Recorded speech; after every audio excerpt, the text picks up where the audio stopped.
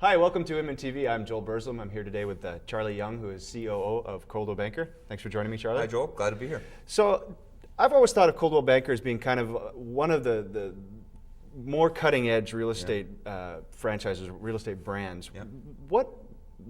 What's behind that? Why is Coldwell Banker sort of positioned itself that way? It's in our blood. Mm-hmm. You know, we're a 102-year-old brand, and I think all of us that work in the brand are sort of driven by a couple of things. Number one, the country's littered with brands in all categories that hit 100 and just couldn't remain relevant to consumers. So it's a driving mission for us to keep the brand relevant to the needs of today's consumer. And you know as well as I do that the consumer is rapidly changing their needs. The second is just throughout the history of our company, we have always sort of had a rich heritage of innovation and change. Not always on the internet, obviously, but in all aspects of the real estate business. It's part of our DNA. It's a part of who we are. So, I mean, you guys have done some neat things with Second Life and around blogging platforms. Yeah. Why dabble in those markets? What does Coldwell Banker get out of blogging? What does Coldwell Banker get out of Second Life? Well, I think one of the beautiful things about the Web 2.0, technology today in general, is that you can test things really easily. Mm-hmm. And the Second Life play was about testing a new environment, connecting with a new breed of consumer, experimenting with three-dimensional objects. Could the Second Life environment be a channel to drive consumers to coldwellbanker.com?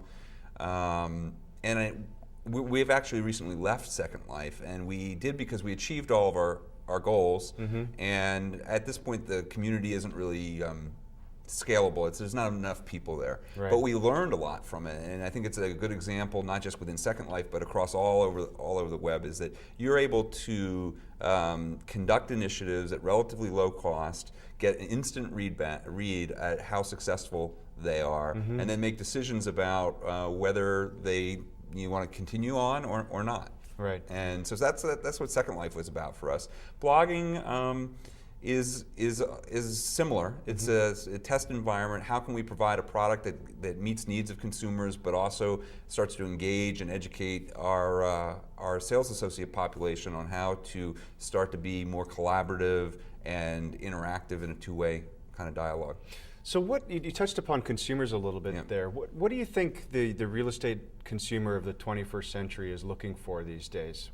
How has that changed? What is their experience different? Is what they're looking for from an agent different, or? In some ways it's different, in some ways it's absolutely the same as it's always been. I think one of the things we know about today's consumer is that they forward-thinking consumers in today's market, and there are a lot of them, embrace technology, they embrace innovation, but not at the expense of collaboration. In fact, they use technology, the web, mm-hmm. for collaborative purposes. And consumers have rushed to the web in the real estate buy-sell process for the purpose of gaining information, empowering themselves, making themselves more knowledgeable and educated on the process. Mm-hmm.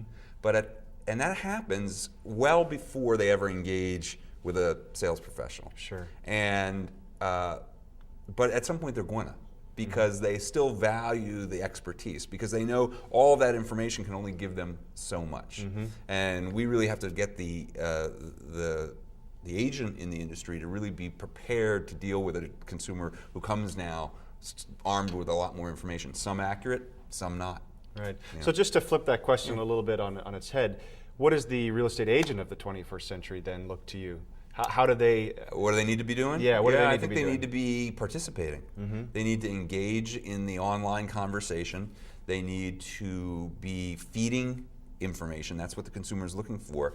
Feeding content in many different forms, whether it be, and maybe not exclusively all in one package. For some it might be through blogging, others through video, others through networking and Facebook and other kinds of environments like that. Mm-hmm. But they need to be putting themselves out there with content and engaging in the conversation. And not all about a listing, because consumers are online looking for homes, but they're also looking to research neighborhoods, they're looking to research house values, they're looking to research the process.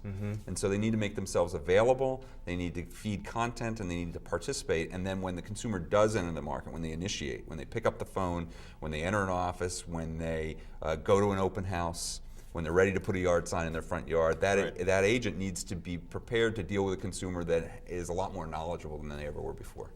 What are some of the things that are on your radar screen or in Coldwell Banker's radar screen as far as like technologies to keep an eye on? You know, I think we're looking at usability and how to make the overall web experience even more easy and useful.